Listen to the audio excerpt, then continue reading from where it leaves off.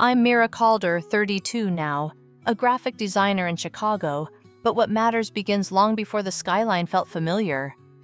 I grew up on a cul-de-sac outside St. Paul, in the Blue Ranch with a maple out front, and a kitchen door frame notched with pencil marks Leo, Leo, Leo, and somewhere below my name.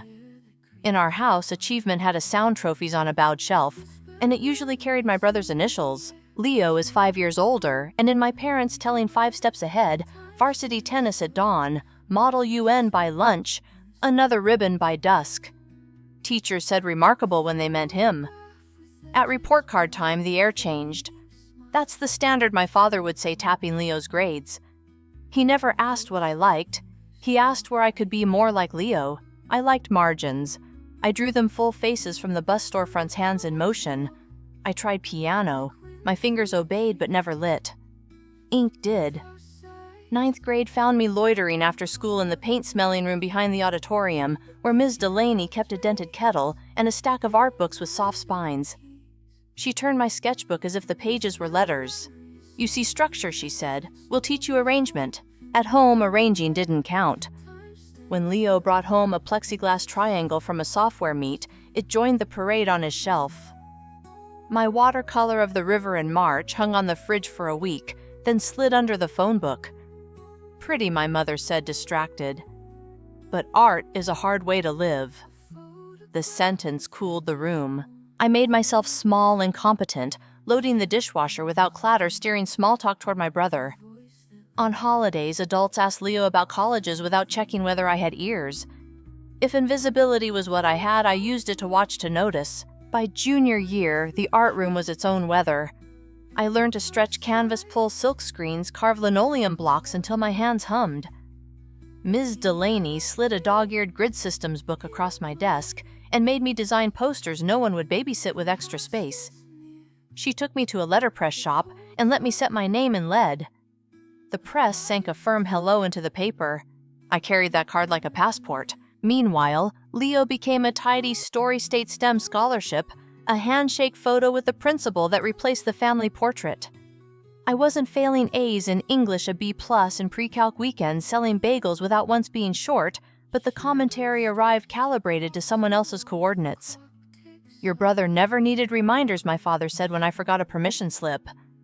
He pointed to the calendar as if it were a map to a city I couldn't find. At night, when the house settled, I drew the life I wanted. A studio with high windows, a table wide enough for mess proofs held to the light by a hand that could only be mine. I taped the pages above my bed until the collection became a ceiling. Senior year came sealed in official envelopes. Leo was already in Boston reading Supply and Demand out loud. I opened a letter from the Chicago School of Visual Arts at our kitchen counter and had to read it twice. Partial scholarship, a note from the department chair. "It's generous," my mother said. My father lifted his eyebrows. "Art school," he tried like a phrase in a new language. "Will that lead anywhere reliable?" I didn't say how long I'd practiced reliability. I took extra shifts at the bagel shop. I drew logos for local businesses and traded files for cash tucked flat in an envelope.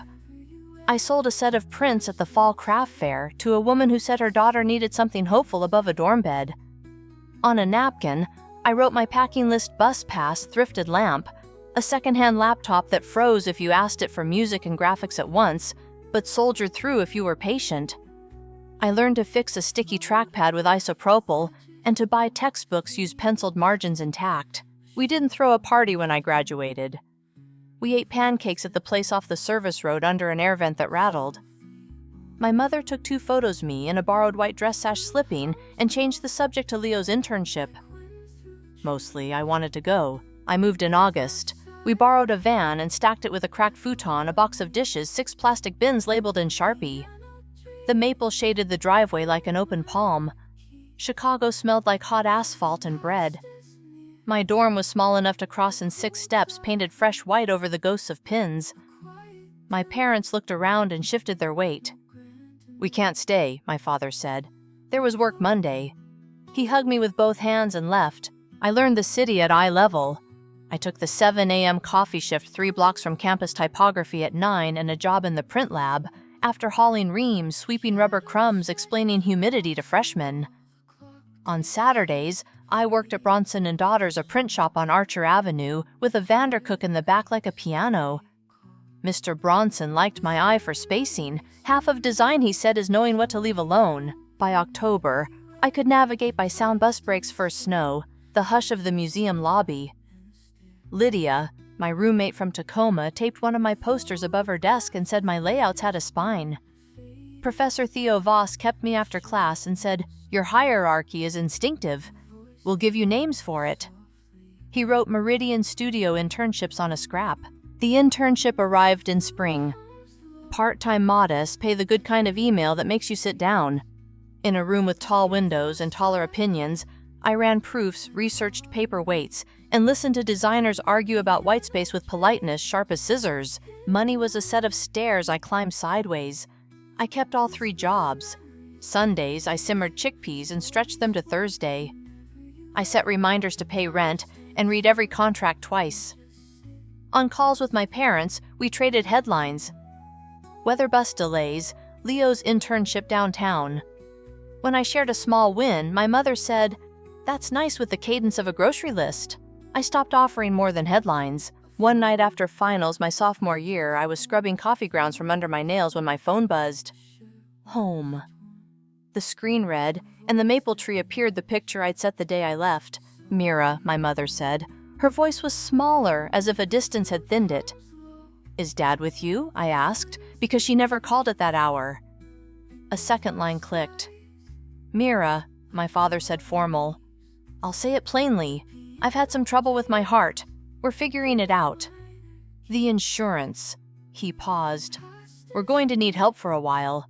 I'll help," I said, because there wasn't anything else to say with the line quiet, and my father clearing his throat like the words were too large. "Send me the numbers." They arrived that night in my inbox, copays and estimate for stent prescriptions with names that looked like invented brands. I opened a new sheet, titled it Home, and built columns: date, amount, note. I transferred the first 500 on a Wednesday, then set a repeat for the 15th. I texted my mother the confirmation. She sent back a thank you heart, then a photo of Leo smiling beside a conference banner, as if gratitude needed a frame. The money left my account like a metronome. I learned to shave weeks thinner brew coffee at home. Patch boots carry rice and beans into 3 meals. The Bronson shop let me take extra weekend hours setting type, and the campus lab paid me in keys and quiet access after midnight, which mattered more than the wage.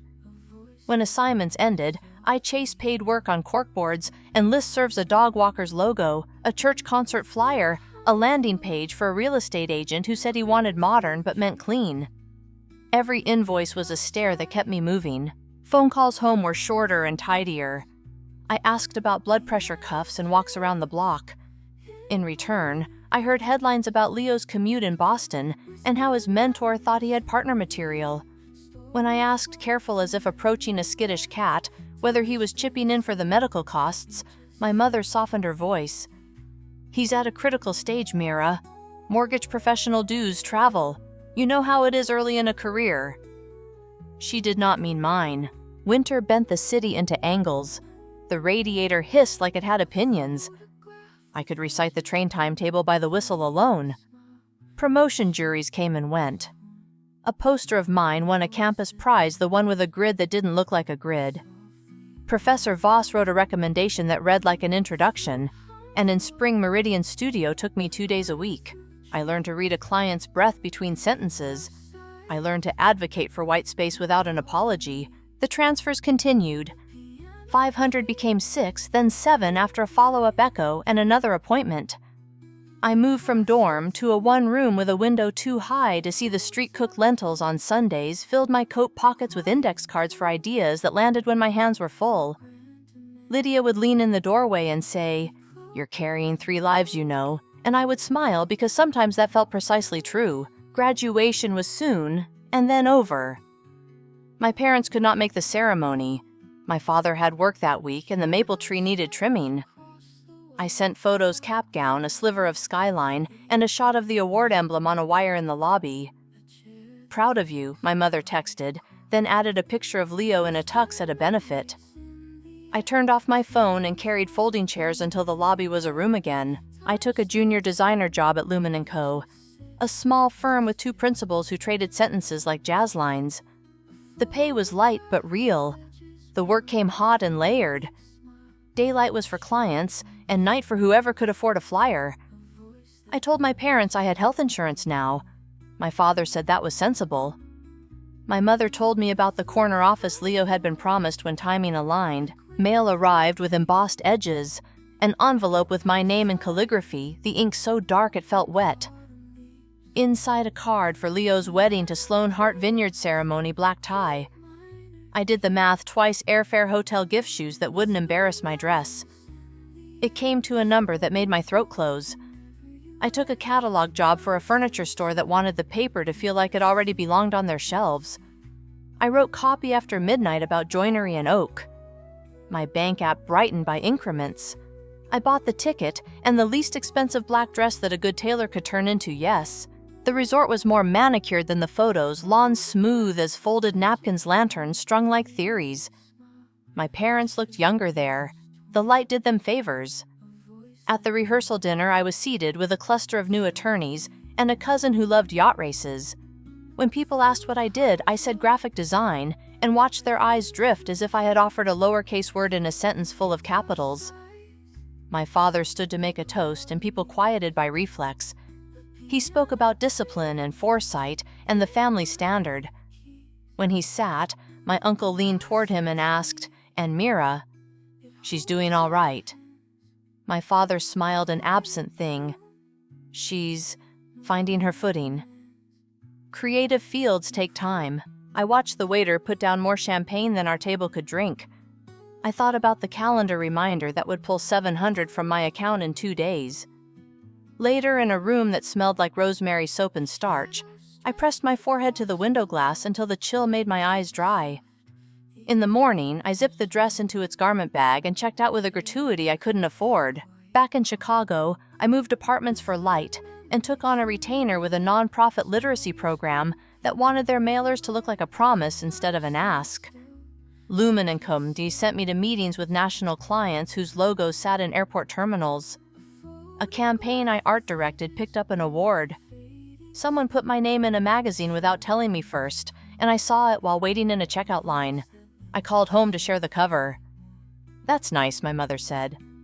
"Did you see the photos Leo sent from Paris business class? The lay-flat seats look like beds. The wire amounts reached $800. I adjusted my sheet in the line items. I kept rent on a short leash. I bought a desk that didn't wobble.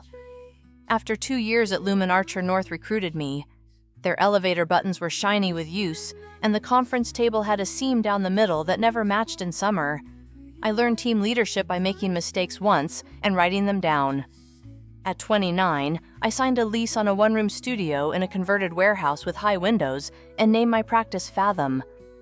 The first months felt like balancing a tray across an ice rink. Some clients followed.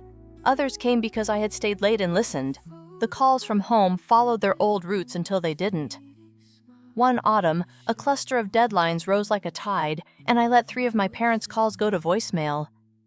When I returned the 4th, my father's tone had a small hinge in it, like a door that stuck. "We were worried," he said, which was new. My mother took the phone and asked quick questions about retainers and payroll. When I explained I was fine, she exhaled as if measuring something. "Good," she said. We thought, well, it's nothing. I booked a work trip to Minneapolis that winter, 2 days of meetings with a healthcare client whose color palette lived somewhere between confidence and calm. I realized I could add a day without changing the flight and thought of the blue ranch and the maple's black lace on winter sky. I didn't tell them I was coming. Surprise, I thought, belonged to us too. The driveway held a vehicle I didn't recognize, a late model SUV with dealership plates and the kind of shine that makes you see your outline. I balanced a paper bag with coffee and a braided loaf against my hip and knocked. My mother opened the door with a look that began as welcome and clicked into something else. "Mira," she said, already stepping back to make the hallway wider. "You should have called. Thought I'd catch you," I said, handing her the loaf. The house smelled like lemon cleaner and something warm in the oven. A voice carried from the kitchen. Mom, who was at the door. It was a shape I knew by posture alone before he turned with a mug in his hand, Leo, in worn jeans and a crew neck, bare feet home. He paused and then smiled with a bright earned ease he wore at fundraisers. Look who it is, he said. We settled in the living room like people doing a scene. My father fetched plates he didn't use. Conversation found the topics that cast no shadows, whether the neighbor's new fence, my mother's amaryllis. It took more effort than it should have to land on the truth. I've been here a bit, Leo said, as if reporting a quick stay with friends. Work's in transition. The market, you know. He did not elaborate. My parents looked at their hands in coordination. How long is a bit, I asked. He lifted a shoulder. Months. 10, maybe. He stared into his mug. The firm consolidated. My role was redundant. Sloan and I. He let the clause end. It's been complicated.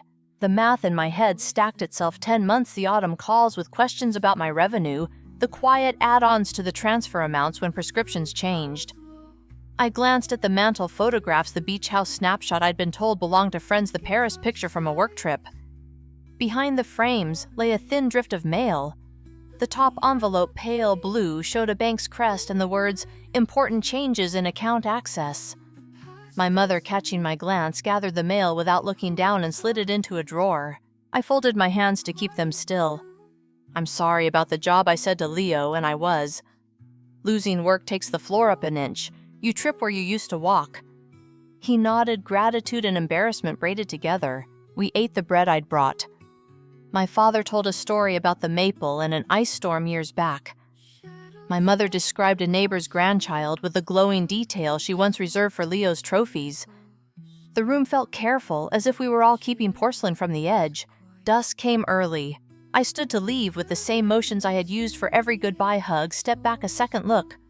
On the porch, I could see my breath. The SUV winked in the streetlight like punctuation. In the car, I sat a minute with my hands on the wheel and let the heater find its courage. Somewhere under the day's talk, a column of numbers waited for daylight. I backed down the drive and turned toward the hotel, the maple's branches writing black lines across the sky. The next week folded itself into list deliverables, proofs, a courier run for envelopes whose texture felt like the underside of a seashell. At night, when the studio dimmed to the hum of the fridge, I kept seeing the pale blue envelope on my parents' mantel and the dealership plates in the driveway. The math I'd carried for years began to talk back. On Thursday, my phone lit with home. I wiped ink from my knuckles and answered. "Mira?" My father said, voice formal, as if we were meeting in a lobby. "Do you have a minute for something practical? Go ahead." He cleared his throat.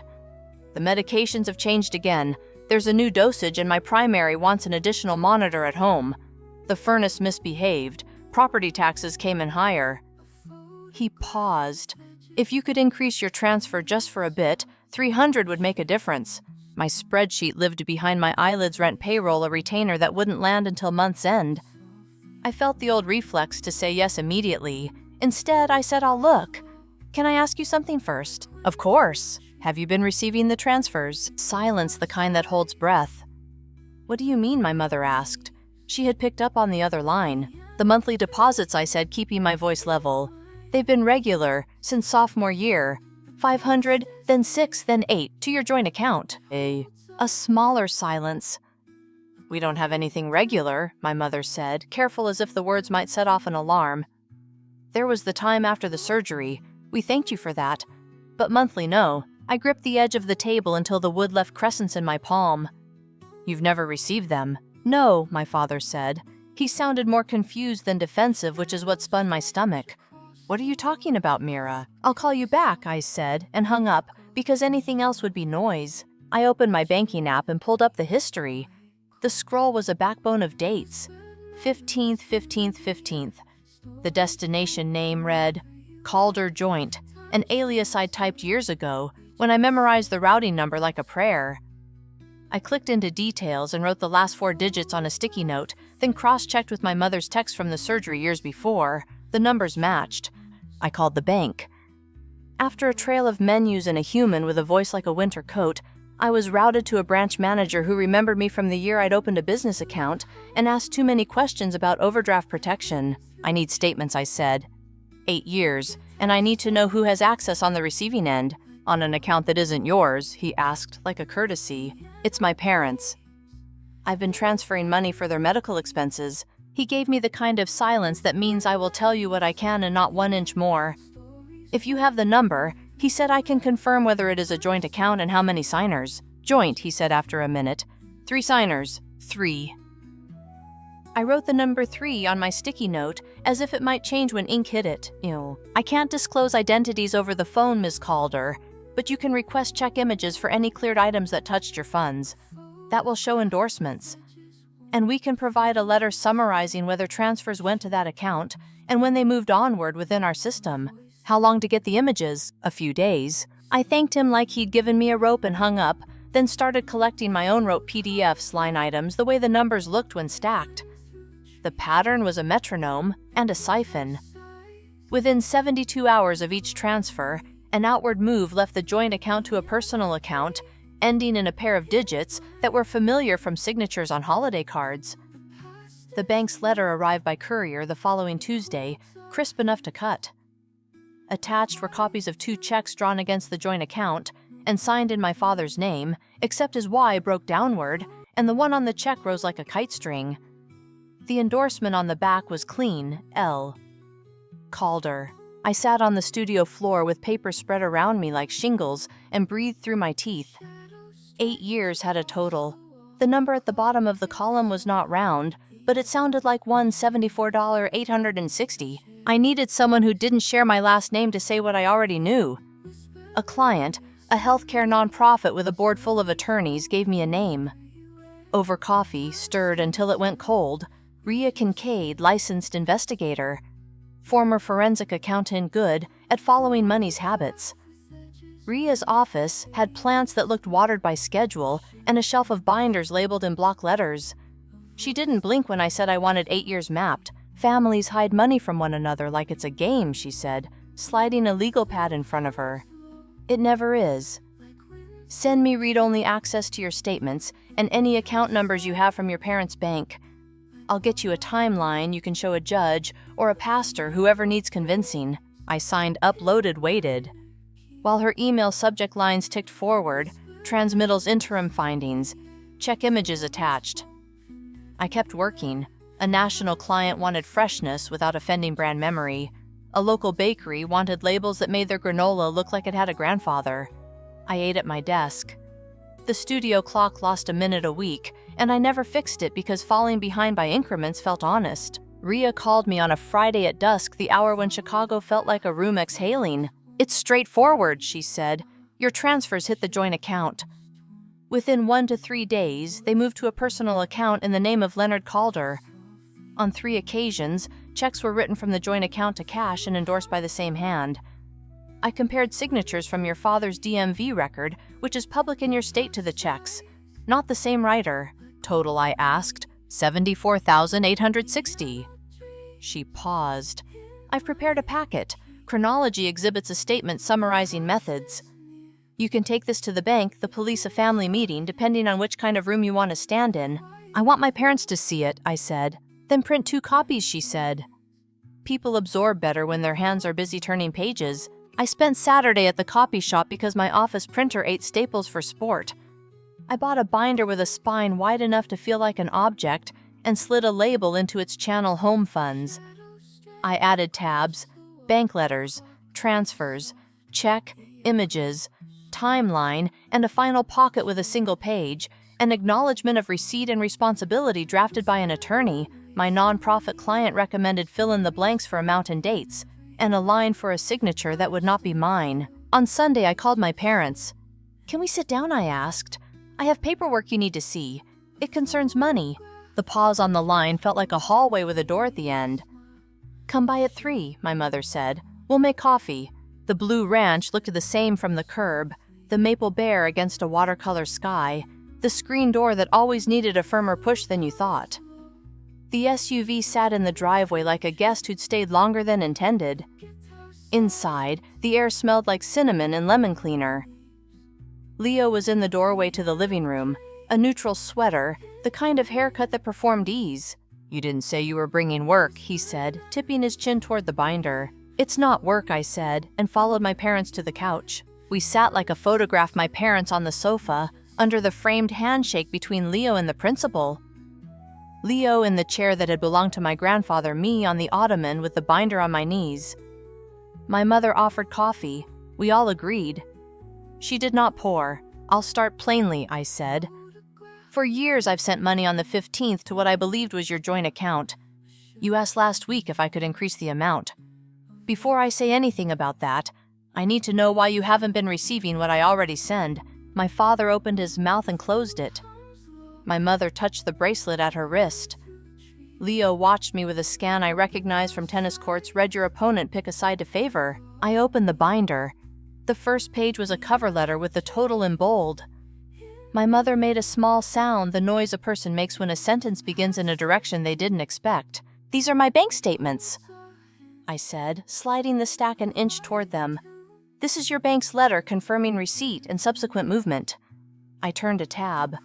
"These are check images with signatures that aren't Dad's." My father lifted a page and studied it, as if he could change it by looking long enough. My mother reached for the coffee and poured with hands that trembled. Leo remained still, until stillness read his strategy. "This is absurd," he said, finally restoring motion to the room. "You're suggesting I what stole from you?" "From them." "Come on, Mira." "I am not suggesting," I said, and turned the page to the timeline Rhea had made columns neat as fence posts. "I'm showing you dates and amounts." "It was temporary," Leo said too fast. He blinked, recalibrated. "You know how liquidity gets in a crunch. The plan was always to put it back. But the market—" "Stop!" My father said, not loud, but with weight. It landed between us like a book dropped flat. He looked from the paper to Leo. "Is this your signature?" Leo glanced at the check image and then at the window. "I managed the household accounts," he said, reaching for a tone of explanation. "There were timings to consider. It was efficient." "Efficient." My mother repeated the word, breaking in the middle. She pressed her palm to the page as if keeping it from sliding away. "All the years we thought she sent nothing," we said. She stopped and found my face. "We were wrong about so many things." Leo's jaw worked. "I'll repay it," he said, shifting to a ledger's mode, as if the promise could balance the column if spoken correctly. "Every dollar. You know I will." I pulled the single-page acknowledgement from the pocket and placed it on the coffee table with a pen. "Then write that down," I said. "Amount, time frame. Methods you used, sign and date. I need it in your words." He stared at the lines like a student who hadn't read the text. "I don't need a lecture," he said. "It isn't a lecture," I said, and kept my voice even. "It's a record." My father stood and walked to the window where the maple threw moving shadows on the curtain. He had the posture he used when talking to contractors about fair bids.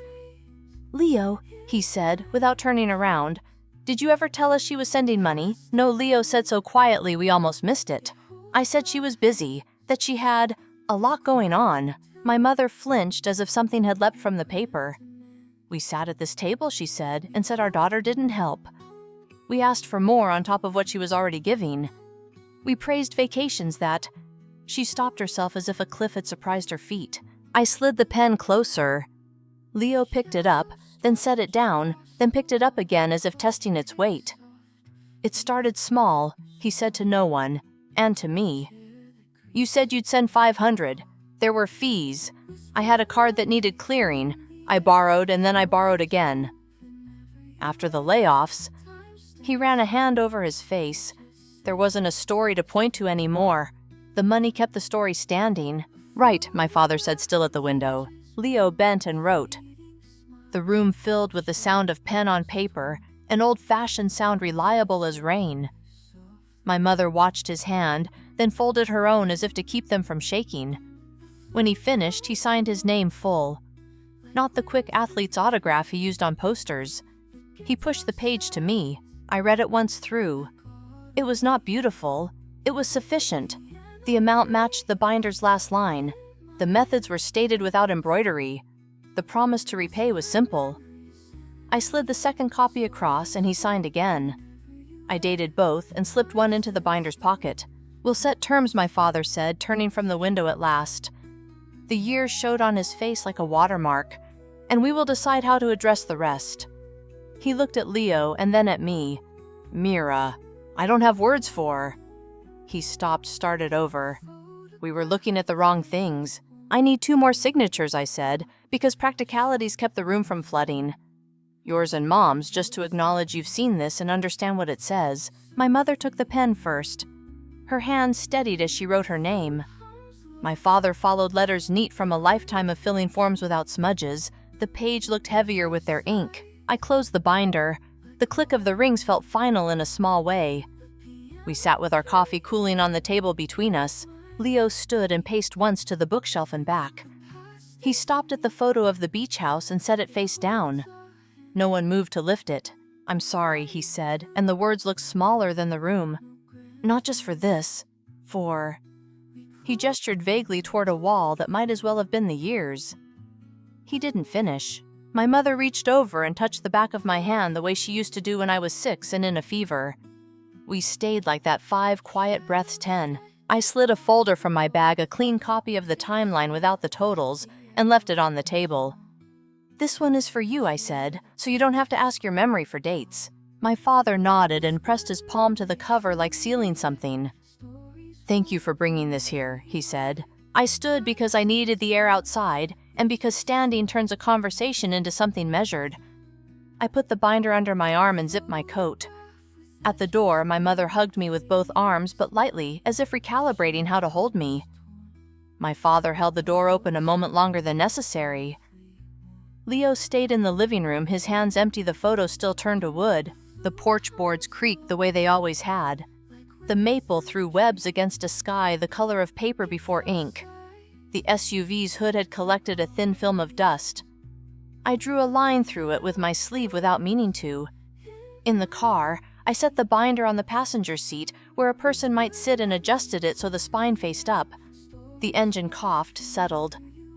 I watched my breath cloud the windshield once, then twice, and pulled into the street, the house shrinking to a shape that fit in the mirror.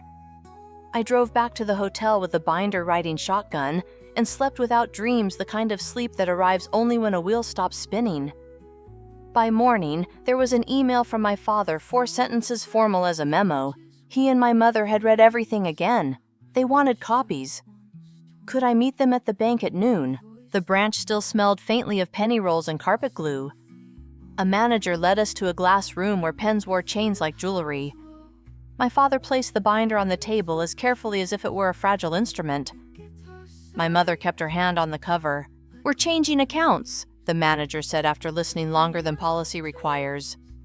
New numbers, new cards. We'll remove an authorized signer. He did not say Leo's name. My father did. The forms arrived in triplicate. Signatures bloomed in blue. When my mother hesitated over a line, my father slid the paper closer and squared it to the table's edge, a habit from years of finishing forms without smudges. Anything incoming to the old account, the manager asked. I'll redirect, I said. My voice sounded steady from practice. We stepped out into the cold like swimmers breaking a surface. The maple lifted its black arms into a winter sky. In the parking lot, my mother touched my sleeve. Will you send us the timeline, she asked. Not the totals, just the dates. I nodded. She squeezed my hand once quick, like punctuation, then let go. That afternoon, my father called again, the words heavier but simpler. We're speaking to an attorney, he said. It's not about punishment, it's about record. I understood. A record fixes what memory will try to soften. The meeting was in a small office above a pharmacy linoleum floor, buffed to a patient shine. Attorney Dwyer looked like someone's favorite uncle, until you read the neat stack of statutes on his credenza. He paged through Ria's packet without commentary, the way a tailor fingers a seam to understand strain. You have what you need, he said finally. If you want the bank to cooperate with restoration, this helps. If you want law enforcement to understand, this helps. If you want to keep it within the family, this still helps. We don't want shadows, my mother said, surprising herself with the firmness in her voice. We'll file a report, my father added and looked at me. We should have seen more. We see now. Leo came the next day. He wore the same neutral sweater, but it hung differently as if the yarn had learned something. Dwyer laid out a repayment agreement, amount schedule, default clause, no flourish. Leo read with his jaw set. When the pen reached the lines that mattered, his hand shook once, then steadied. He signed. My mother exhaled without sound. My father's shoulders lowered by an inch. The officer at the precinct listened, copied numbers, took the signed confession and Ria's exhibits. He treated the packet like a tool he knew how to use. When he finished, he set a case number on a square of paper and pushed it across the desk as if handing over a key. It didn't feel like a finish. It felt like rails being laid where we had been guessing at a path. Days resumed their shapes. At Fathom proofs arrived with the day's first light. Clients stopped by with coffees and phrases that needed untying. I set the repayment deposits as a rule in my accounting software and moved the home funds binder to a high shelf where reference lived. The studio clock kept losing its minute. I still didn't fix it. If there was ceremony, it was small. My mother called on Sundays and talked about ordinary things: freeze warnings, a good pear tart recipe, the neighbor's new snowblower that starts like a courteous horse. She asked me to repeat the names of my clients and remembered them 2 weeks in a row. My father began to send photos not of Leo at benefits or under banners, but of the maple in different weathers. "Look at this light," he wrote once, and for the first time the sentence sounded like something I might have said. A month later, at my mother's request, we sat with Dr. Alden, a family therapist, who kept a bowl of flatstones on her table. "Pick one and keep it in your pocket," she told us. "Touch it when you want to speak and think a second longer." It sounded like a children's trick until we tried it. The room made space where our house never had. My father spoke about structure and status, as if they were cousins he'd invited over too often. My mother talked about fear, the kind that dresses up as practical advice. I said I was tired of adjusting myself to the edge of other people's frames. No one contradicted anyone. The hour ended before there was a ribbon on it. We still went back. Leo moved out of my parents' house to a short lease apartment near the river, with a view of a billboard that changed monthly. He took a job 2 rungs down from his last title at a small firm that did boring work precisely. On the first of the month, a quiet deposit appeared in my operating account labeled with a memo that read, "Restitution Calder." I filed the email receipts without ceremony and learned the exact day of the week when the money cleared. We spoke rarely carefully. Once he sent a message with a photo of a street at dusk and wrote, "This looks like one of your posters." I wrote back, "It does," and left it there. He was not owed my warmth. He was not denied it either. Spring thinned the city's dark. I left the studio windows open and let the train's sigh move the proofs on the drying rack. Fathom grew by 1 employee, then 2 desks placed like chess pieces to encourage the right conversations. We landed a contract with a regional hospital that wanted their signage to be kinder. On Fridays, I ran the press in the back for Pleasure Thick stock. A single word sunk deep enough to feel by thumb. Sometimes I set Fathom in 12-point and pulled 100 small cards one after another, the rhythm so sure it might have been steadier than breath. In May, my parents came to see the studio. They brought a box of bakery cookies in a white string-tied square and stood just inside the door like tourists afraid to step onto a famous floor. I walked them through Station's sketch wallpaper shelf, the corner where the light fell at 3.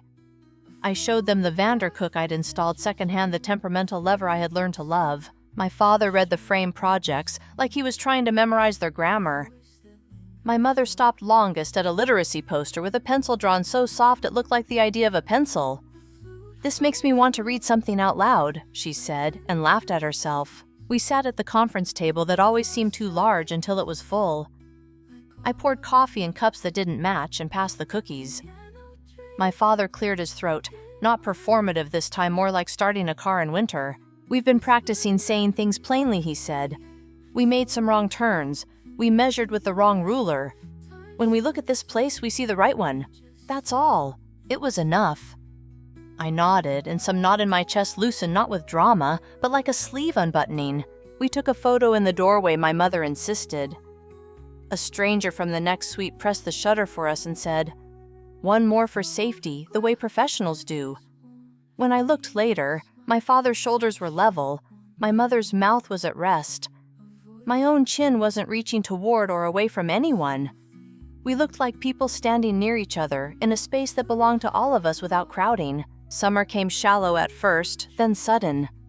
The repayment line in my ledger added small increments, neat and unremarkable.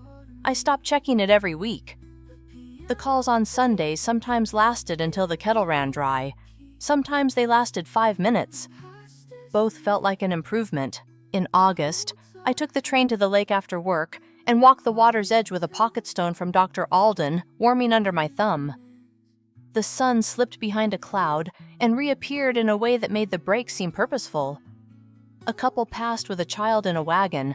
Someone flew a kite low. I thought of the maple of the blue ranch of the binder on the high shelf with its tabs in patient order. I thought of a check signature that rose like a kite string, and how we had stopped letting it decide where the wind went. Back at the studio, I set type for a small print, 12 words, no flourish, and ink to the rollers. The press took the paper without complaint. I pulled the first impression and held it to the light. The letters sat where I had asked them to sit, balanced with enough air around them to breathe. I stacked copies on the drying rack until there were more than I needed, then left one on my desk with its edges squared to the grain. When I locked up, the corridor smelled faintly of varnish and summer dust. Outside, the evening had that particular Chicago blue that pretends it isn't night yet. I walked home carrying nothing but my keys. Thank you so much for listening to today's story. If this story resonated with you or made you reflect, I'd love to hear your thoughts, so feel free to share them in the comments below. And don't forget to like, subscribe, and hit the notification bell so you won't miss the next story. I'll see you next time as we continue exploring more journeys and lessons together.